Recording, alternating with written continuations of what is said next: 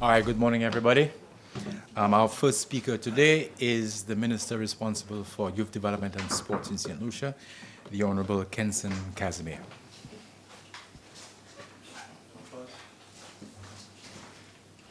Good morning, everybody. Good afternoon. We just apologize for the way I sound. It's been a very, very, very eventful few weeks. As you would know, St. Lucia hosted another Caribbean Premier League event over the weekend, over the last week. 5 games held at the Darren Sammy Cricket Grounds. St. Lucia doing very, very well against Antigua. Bumper crowd at the stadium, Darren Sammy Stadium. Also doing very well against St. Kitts. Very well against Guyana. We had an unfortunate decision against Trinidad, and we had one game washed out. But generally, St. Lucia did very well over the last couple of weeks in terms of hosting and having those events. Very proud of the support that we showed at the Darren Sammy Cricket Grounds. Also, we know that Julian Alfred, Diamond League champion, doing very, very well for us as a nation. And so we're eternally grateful and proud of her and the way she continued to represent us around the world. In other things locally, we are officially opening and renaming the Groseley playing field this Saturday, September 6th. We have 2 semi-pro games. In between those semi-pro games, we will be officially opening the stadium, the mini stadium. We will be renaming the stadium. We will be renaming the stands at the stadium and also projecting some other events that will occur at the Groseley Mini Stadium. We are using the theme, the legacy of Groseley. Pretty much we will be highlighting some of those who really contributed to sports development in the constituency. We will be paying homage to them. We're expecting a bumper crowd at the Groseley Mini Stadium. We will be making pronouncements. Of course, we're expecting Cabinet, the Prime Minister, myself, and other dignitaries to be at this event. I'm looking forward to it. A lot of work has gone into establishing a mini stadium in Groseley. In other news from Groseley, we've continued works on the Riviera, but we do have works ongoing from the Monsitor to Riviera Highway Road. We continue to work on that road. We recently commenced work in the area of Nobe Vesikwi. We have an expansion of that road that is ongoing. Reno Construction has been doing a very, very stellar job in that community. And all of that would pretty much foreshadow works to commence from Monjuro, a 4-lane highway on the Julian Hunt Highway from Monjuro into Cap Estate. And so we're very, very proud of the works that we continue to do in Groseley. We also hosted the grand opening, the official opening to constituents and St. Lucia and the wider world of our recreational beach park in Pigeon Point in the community of Groseley. We had performances from the likes of Ricky T and other local acts, and another achievement done by this parliamentary rep on behalf of the people of Groseley. Questions? Good morning, Minister. Good morning. So my first question is, do you have any update or development details on the development of the Olympic pool? Yes, we have had some works ongoing at the Olympic pool. The St. Lucia Aquatic Center work continues on that. We had a visit from MUFA some time ago. We've not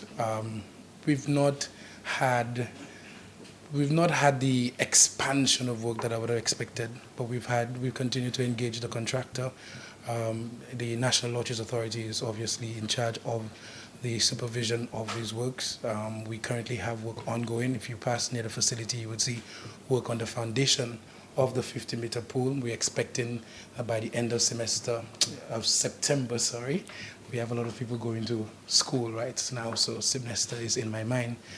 We would have by the end of September some really definitive work on the actual pool area. And so we're expecting for significant progress before the end of this year. Are there any plans for now, maybe in the near future, to make swimming, the sport, more accessible to grassroots communities? Absolutely. We do have a plan for establishing a 25-meter pool in View Fort, so we can actually have a decentralized area for swimming. We do want to have a national swimming contest among secondary schools. That is pretty much the actual thrust to which we want swimming to develop. So from the secondary school, any sport that you want to develop, you have to develop it from the schools. And so similar to the Island Champs, we want to have a weekend event for swimming. That is why I'm pushing, as a minister, and I've been pushing for the establishment of the National Aquatic Center, but the Learn to Swim program for all schools, all secondary schools. We're expecting that by Form 3, that most individuals would be mandated to at least have life-saving skills in the water, and by extension, individuals being able to swim properly, and individuals that are national swimmers as well. So we're certainly hoping for a very expansive swim program come next year. Yeah, good day, Mr. Minister. Yeah, so talking about the Groseley and the development, there's one issue I think we've mentioned before.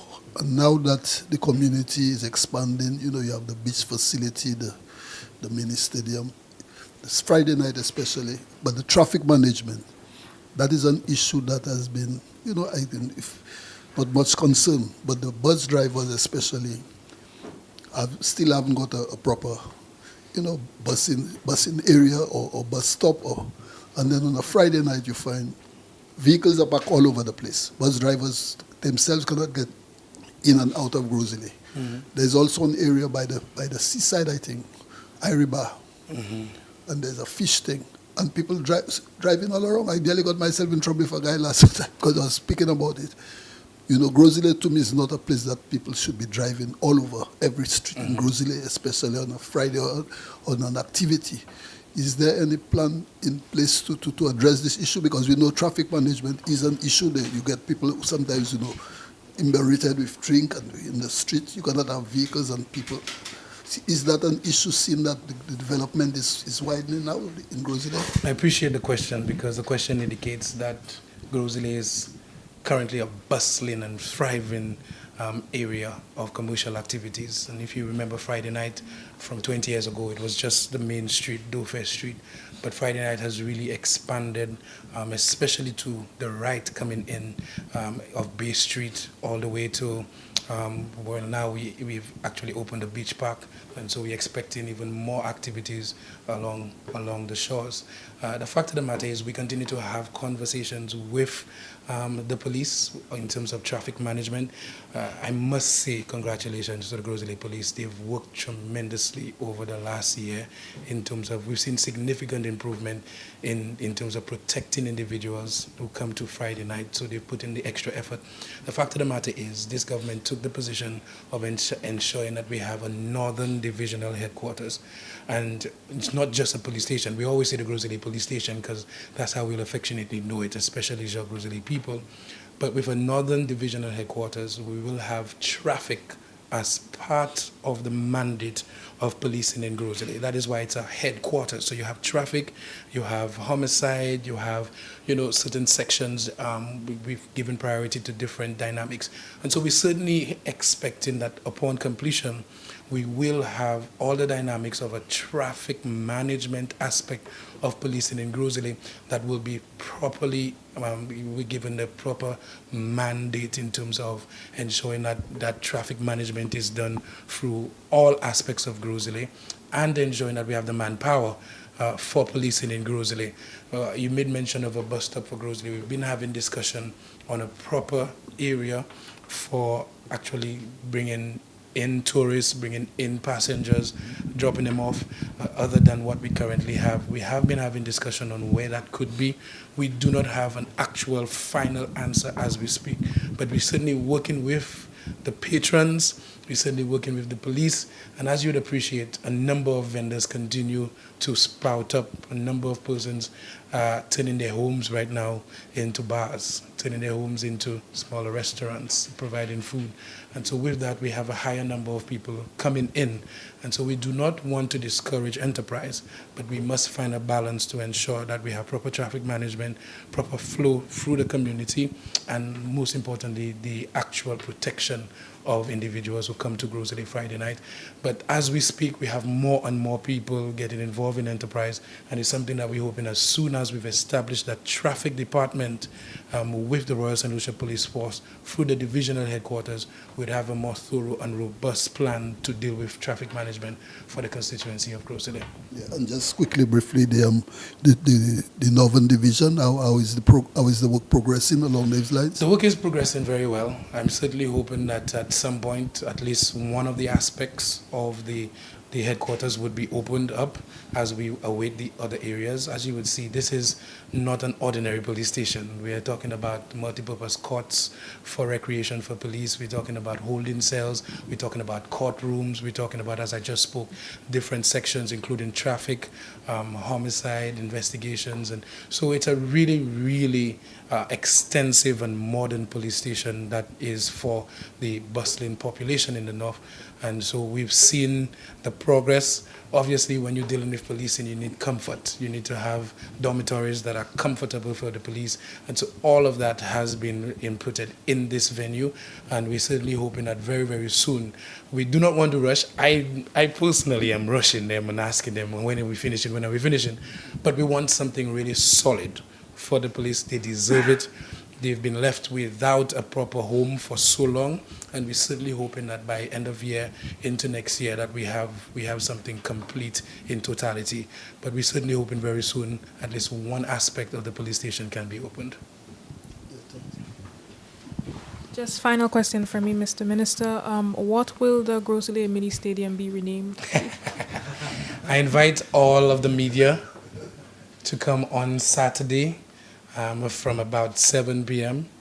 We will be having the biggest artists in St. Lucia.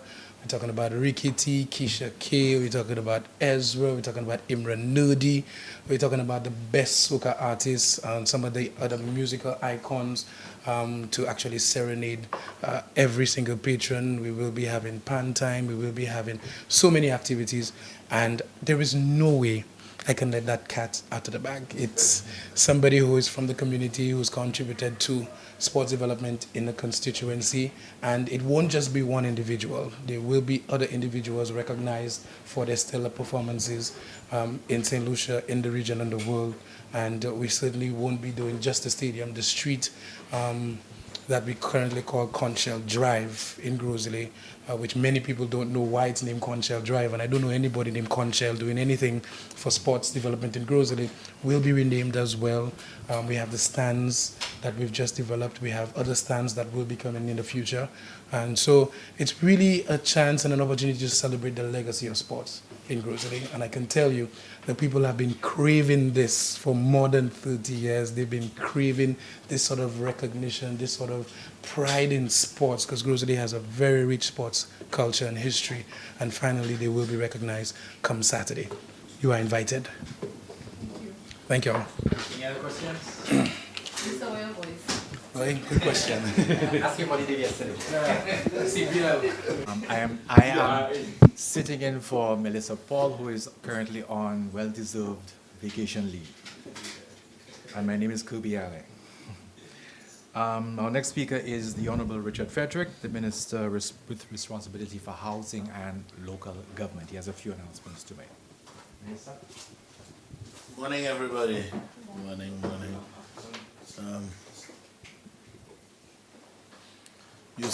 You said few, but I want to announce, ladies and gentlemen. Well, I guess you all know Richard Frederick, Minister with responsibility for housing and local government. Some of you may have seen the closure of Serenity Park for a while.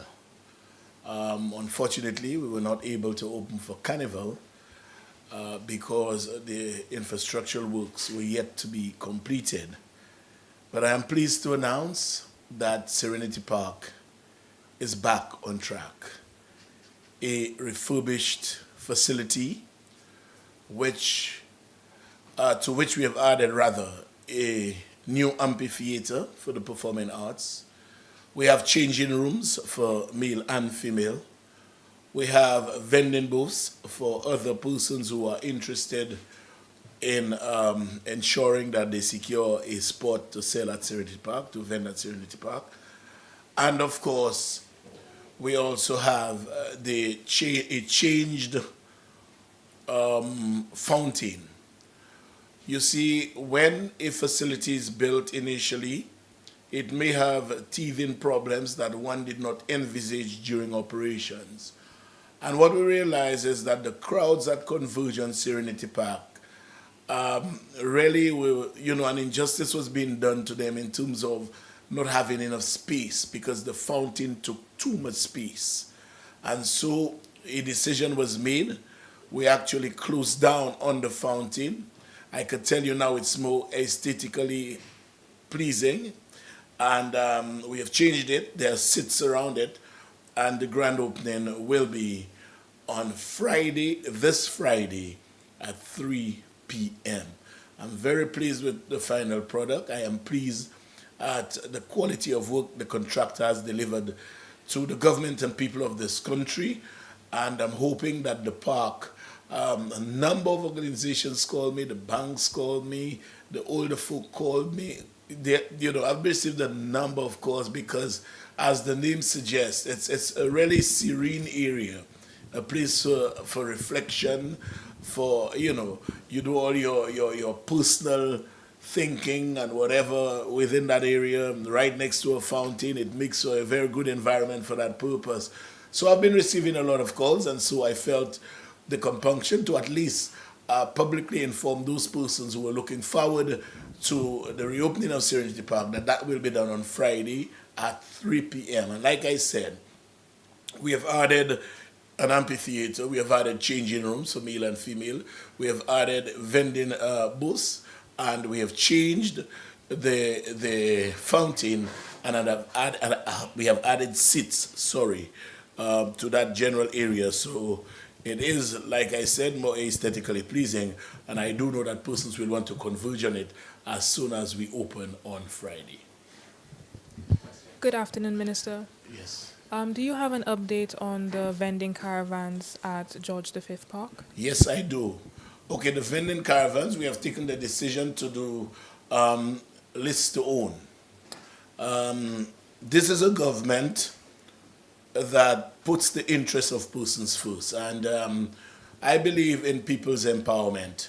We have taken the decision. Initially, we felt that we could have rented the caravans and do the general management, but we have come to the realization that in that manner we will not be empowering our people as much as we would like to.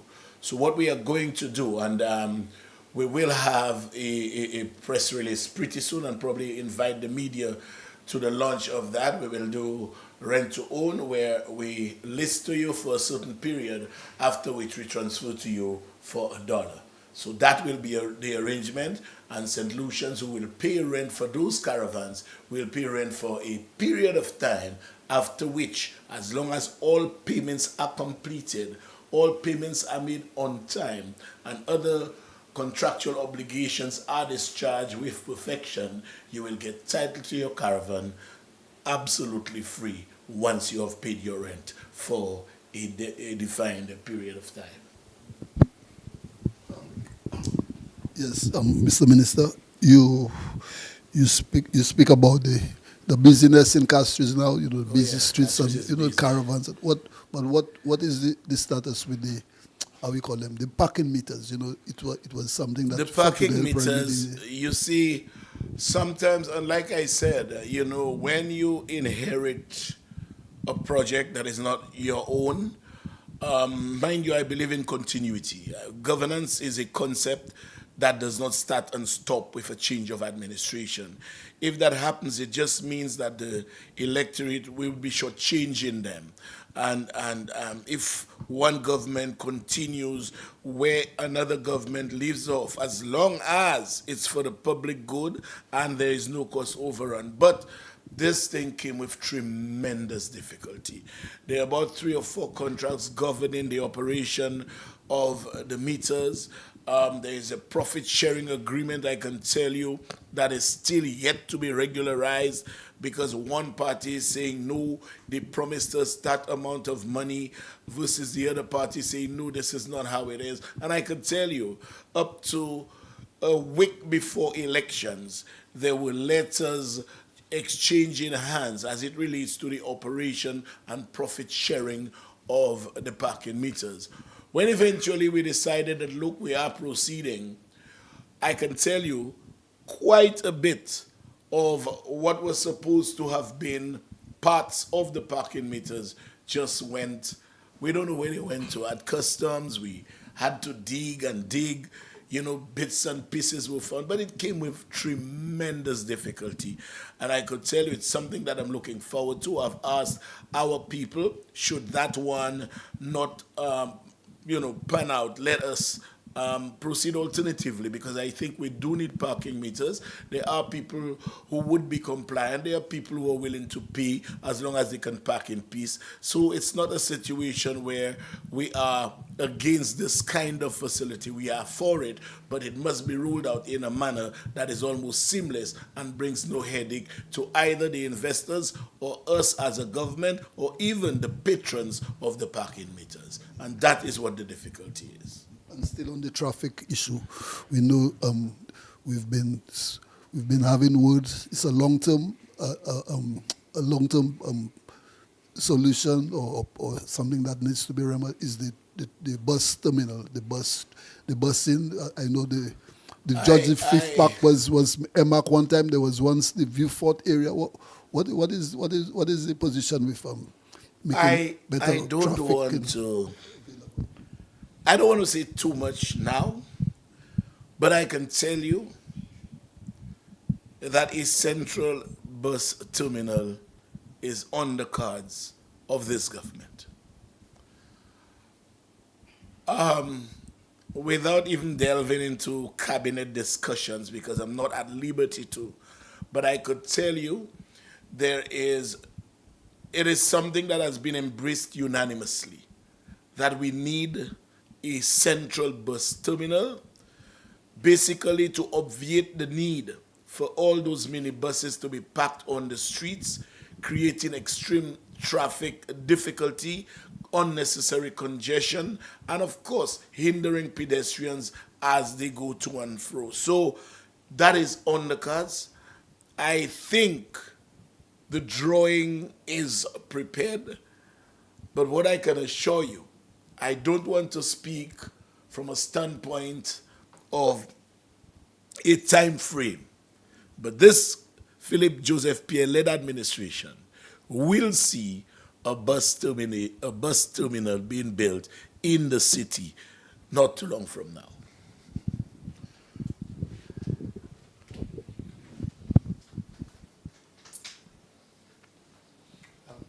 Little politics there.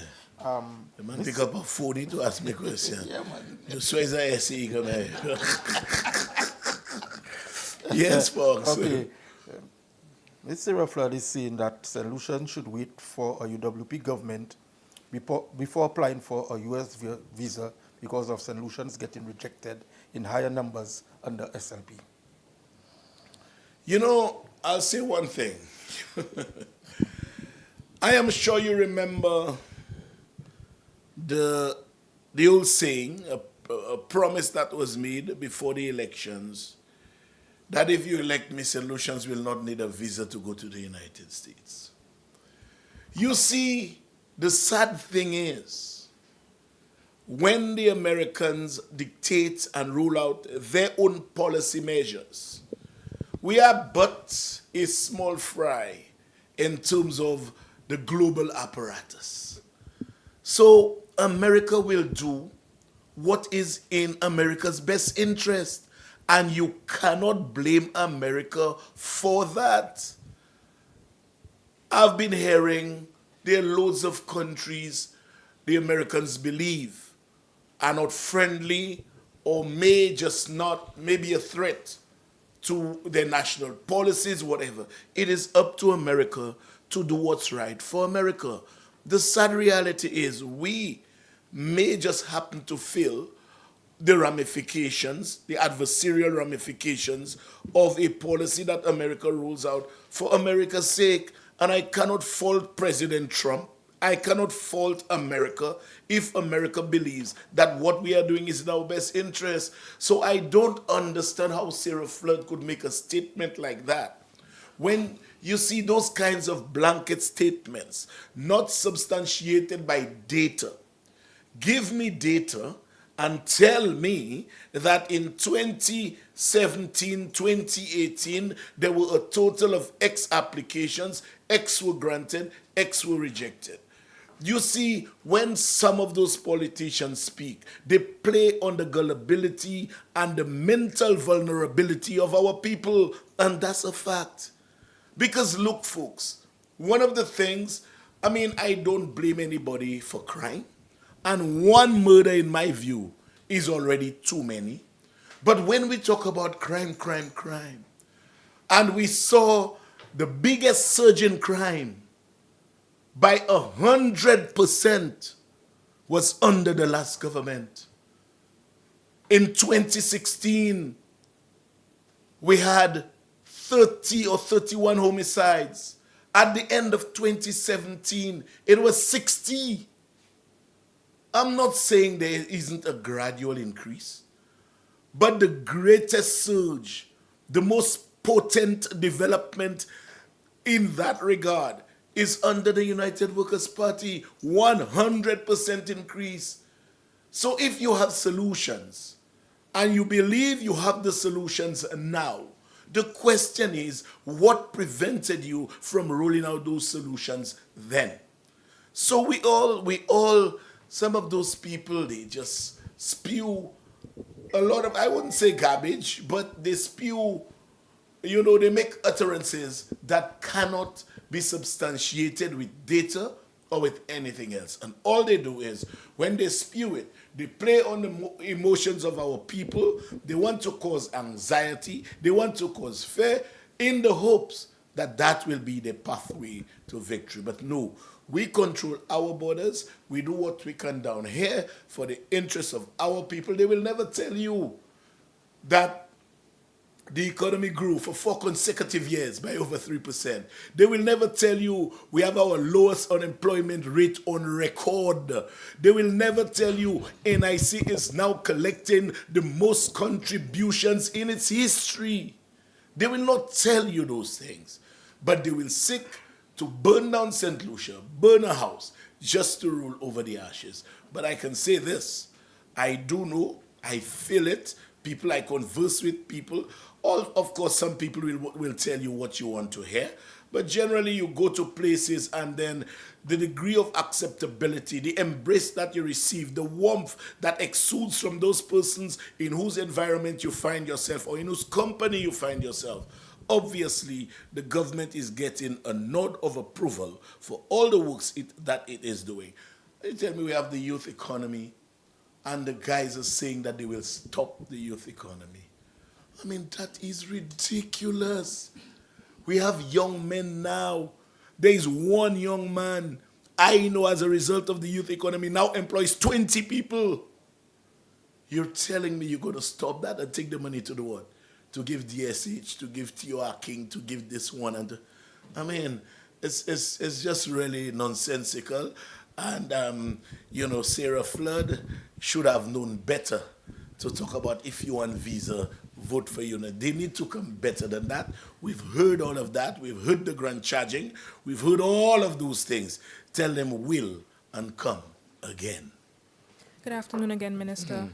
During the last sitting of the House, you made a statement about the missing evidence at custody suites, the missing evidence being at custody suites when it was demolished by the former administration. there is an article quoting a police source as saying that the evidence was actually in View Fort. So with all of these stories, You should have quoted me, and that's how you do it. And I'll give you one example. When it was said that I see that one of your colleagues has cancer, I never said that. Never. And that's why I said I challenge anyone to find a clip where I say so. I said my exact words were, not because Shastri is paying chemo for you that you have to do his bidding. That's all I said. And if you do your research, chemo is paid for several things. I ask questions in the House. I ask, isn't it possible that basically, that was the general context, the haste with which the police had to leave custody suites. There were officers working at the time when they were asked to vacate. They just saw windows being removed, air conditions being disconnected, excavators right there waiting, and they had to leave in a hurry. And what I would ask the media to do is to do some investigative journalism. Find out the 3 or 4 officers who were on duty and let them tell you the kind of situation with which they were confronted on that day when they were asked to get out of there within about 15 minutes. So it was a situation that exhibits were being kept there at custody suites. And I'm not sure whether any exhibits were lost, but basically I was alluding to the speed with which the officers had no choice but to vacate the premises. have you been able to verify whether the evidence in the 2 cases were also at custody suites at the time? No, I have not been able to verify. You see, I was merely highlighting the egregious deeds, the way that things were done without observance of protocol, as opposed to making a pointed statement, blaming anyone.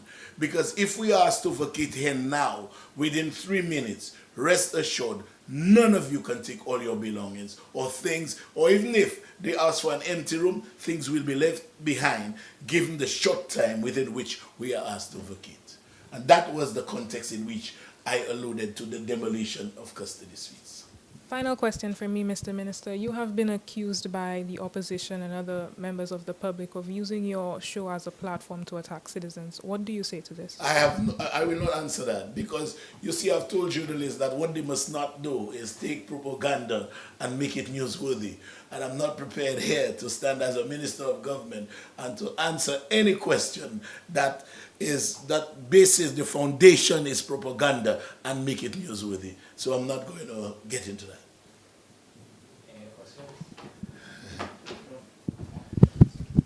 Question, we saw an upsurge in crime within the central Castries area, and just before you had talks with the guys for football, putting the 6 and 7s together.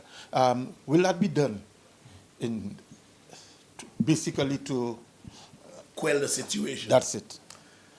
I can say without fear of contradiction, I am the only politician in the history of this country that has placed his life on the line in the interests of the prevalence of peace. Only one.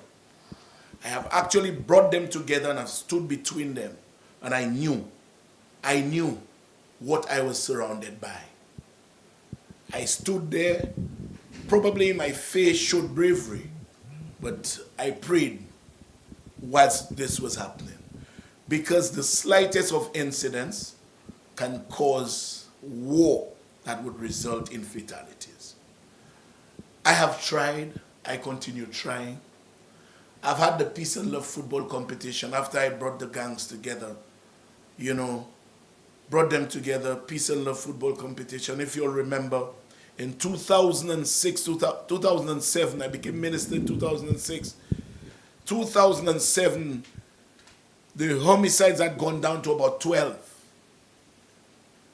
Had just gone right down, because who was supposed to have been an enemy of one, they suddenly became friends. And the sad thing is the guys fight over absolutely nothing. There is this operative word disrespect that prevails as justification for taking one's life. And disrespect can mean anything in their neck of the woods. But yes, I brought them together. I tried something. It worked, albeit for a while.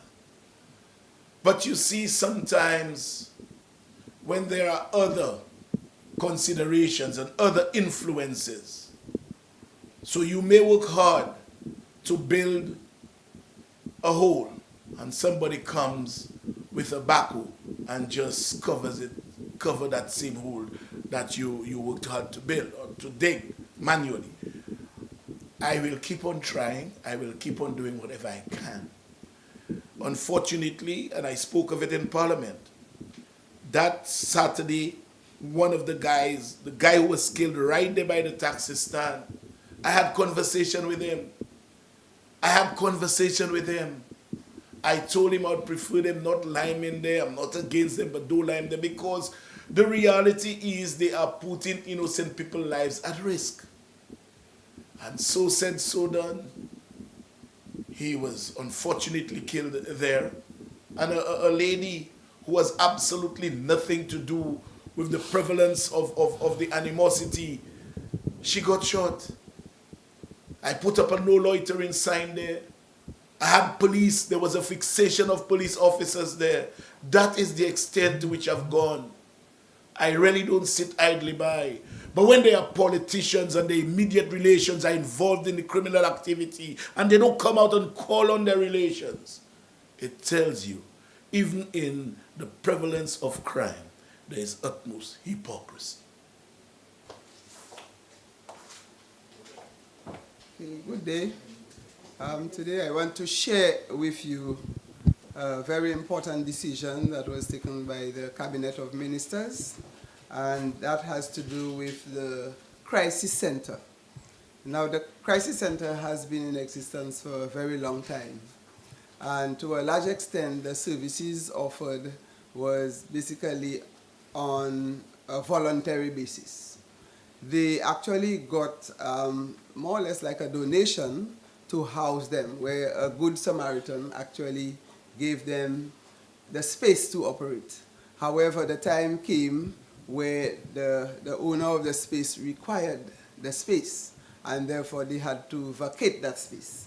The role of the Crisis Center, in fact, is to assist women who have been involved in domestic violence matters, and they have certain serious matters to deal with, and therefore they come. I think the word speaks for itself in terms of crisis. When they are really in crisis, they are looking for help.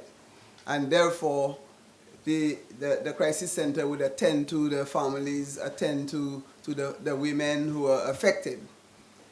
When we speak of Crisis Center, it's not supposed to be just for women. However, it's mostly women who access these services. And government, since they vacated the place where they were, they need to get a new location. And with a new board in place, they submitted a request to government. And government increased their subvention. The subvention that they used to get from government before was in the region of $72,000 a year. And that would assist in paying the rent and paying some staff support. At this point, as we speak, government increased that subvention by $168,000. So now the Crisis Center will be receiving to the tune of $240,000 from government, and they are going to get their own space, they are going to have increased staff, and this will help them attend to some of the needs of the people who have found themselves in domestic violence matters.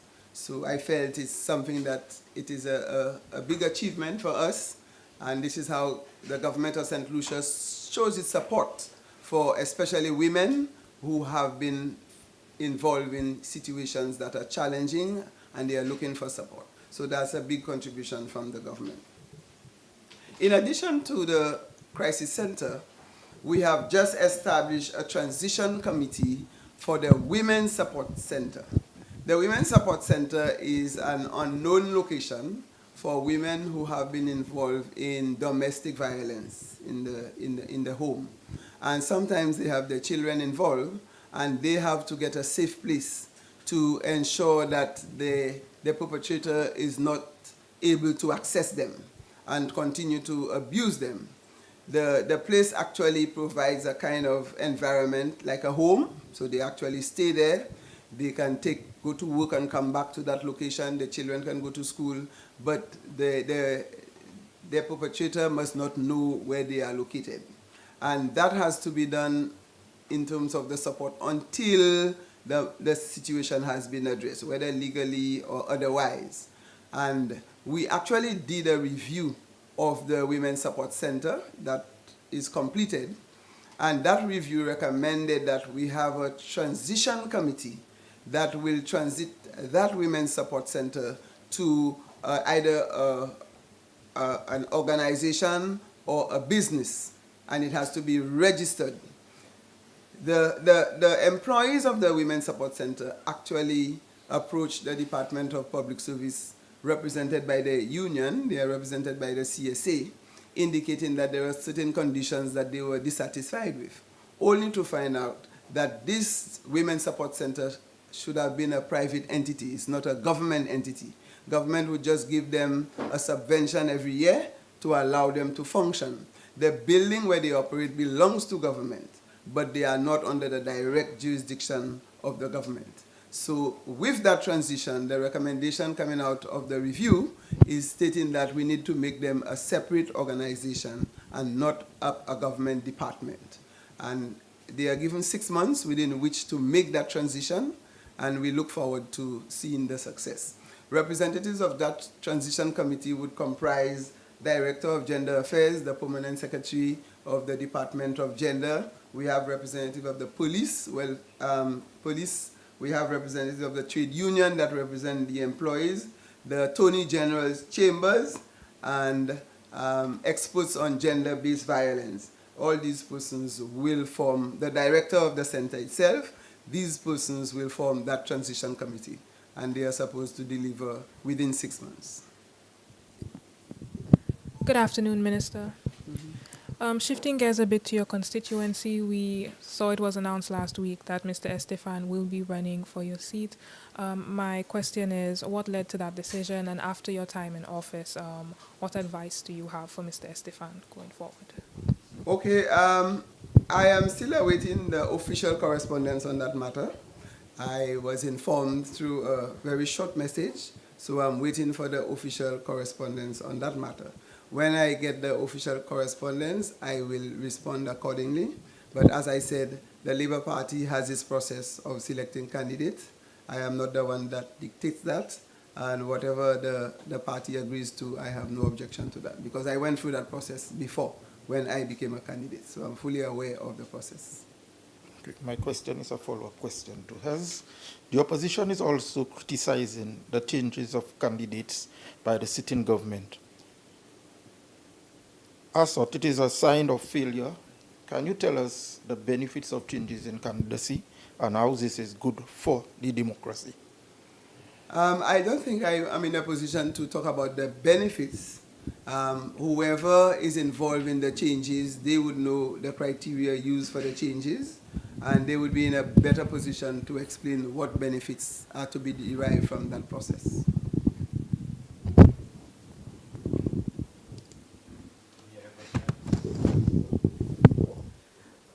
Another follow-up.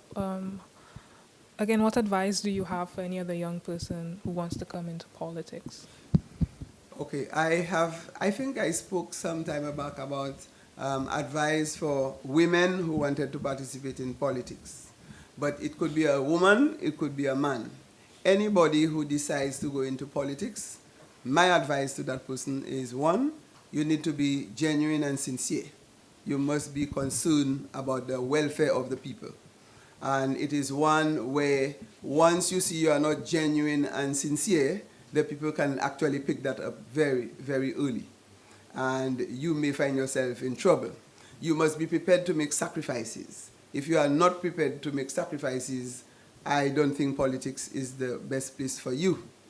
And for persons who may think that politics can enrich them overnight, that is a huge mistake. Because if you get very rich overnight in politics, the electorates will also pick you up. Because the salaries that they pay, the efforts that you put, the support you give to constituents, there is no way you can be very rich in politics. Politics is about, a politician is about service.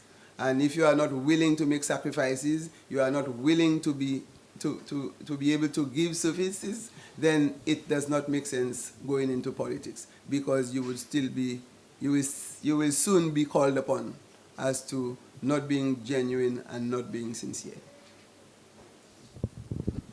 Yes, Madam Minister, the area of the trade union, we know you have been an advocate for the trade union movement, and we had the labor code, you have the minimum wage. But in terms of employers and employees, we know there are certain regulations. Take, for instance, the health hazards of the working establishments. You know, a lot lately we've been a lot of mold and dew, and a lot of, you know, how does the officers regulate, you know, the standard of the workplace, and you know, in terms of the employees, the health and the welfare, and to you, in the time that you've been there, how would you say that the trade union has been shaping up? Is it really working in favor of the worker, and is there better agreement with the employers now? How would you see this shaping up? Okay, that's a loaded question, but I will have to see how I can dissect it. With regards to the occupational safety and health situation in the workplace, it is one where my Department of Public Service, that is responsible for government facilities, all government premises, whether rented or owned, the government is responsible. And we had many incidents where we had mold. And to some extent, we felt that it had to do with the air quality, the ventilation, and even the construction mechanism that is used to establish these buildings. And the CSA did write to the public service asking that we have a forum with cleaning agencies and contractors and the unions and the Department of Public Service to look at how we can better address these issues. The Department of Labor has an occupational safety and health unit that actually goes out to do air quality tests and check for mold. And they have had so many visits, not just for government buildings, but also for buildings in the private sector. Because when employees complain about either they are falling sick, they are not feeling well, then we have to go and check if there are certain things in the environment that are not suitable for them to work. And we have tried to strengthen that unit by putting in additional staff, because the workload has been very heavy. It is one where, going forward, we have to engage all the stakeholders so that they can come up with a solution to the problem. It is said that a lot of the enclosed environments are not getting natural air, and they have to use the vents to remove some of the air inside and bring in fresh air off and on. They have to ensure that the ceilings, many people do the ceiling in concrete, and therefore there is water seepage in the ceiling, and that develops into mold. So there are many issues around that, and we feel that we need to get the scientific way of addressing the problem. With regards to the trade union and how they relate to the employer, we have strengthened the Department of Labor at this time.